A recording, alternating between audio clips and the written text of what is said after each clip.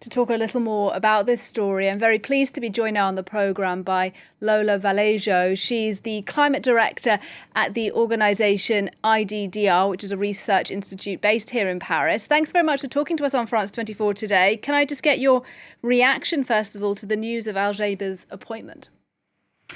It is shocking, and it is the first time that a serving CEO of an oil and gas company acts as a COP president. It's both a novelty, but also unsurprising considering the importance of this industry for the country's, mere existence. And most of its revenues is coming from the oil and gas industry. I think I'm not surprised that this person has been chosen, but clearly there's going to be a lot of scrutiny in the way the presidency exerts its responsibility, and they have to be held to the highest standards. We have a lot of reasons for concern because of this nomination, but of course many people will pay closer attention because of who is in the main job. Well, you say you're not surprised that he's been appointed. Can I ask why?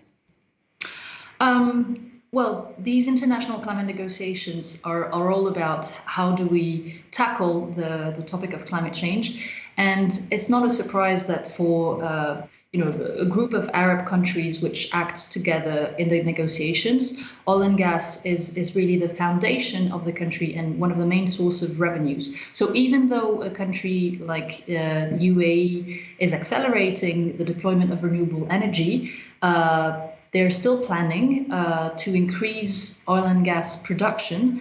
And I think this nomination is actually very consistent with the way these countries are behaving in the international negotiations. And it's actually just a testament of how difficult it is to shift strategy. I think I agree with the quote that you had in the little extract, where he said you can't pull the plug. That's true, but you also have to be very clear about what the long-term horizon is.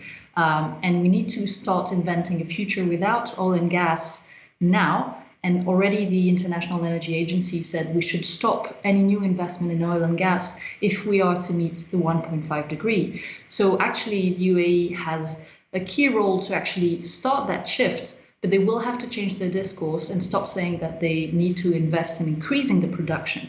I think one interesting thing is the International Energy Agency also showed that based on current government plans, we can already expect a plateau and even a decline in consumption of oil and gas from the mid-2025. So I think that's really encouraging. And I think UAE should use the spotlight to actually say that they are going to diversify their economy. And I think on that condition, I could see this, having a COP in that country as potentially very powerful. But of course, we have to be very careful. But just on him specifically, Al Jaber, and the particular role that he may play, do you think that he now needs to step down as the CEO of the Abu Dhabi National Oil Company before COP? Do you think that's a conflict of interest? I think in any case, if he stepped down, of course, then that would clarify that he's not representing the interest of his company and rather, being the role of an honest broker, which is what is expected from the presidency of COP. You are there just to really advance the discussion. But of course, if you have a key leadership role in an oil and gas company, then you have a stake in the discussion that, in a different manner, maybe that if you are, say, a foreign affairs ministry and you just want a diplomatic success. So, yes, I really understand why many NGOs are calling for him to step down from his role. I think it is warranted. If he doesn't, though, then that means that he will be facing increasing scrutiny, not just on, how he talks about the end of fossil fuels, but also in terms of the transparency with which the talks are led, which is another critical aspect for this COP. Lola Vallejo, thanks very much indeed for talking to us today on France 24. We appreciate your time.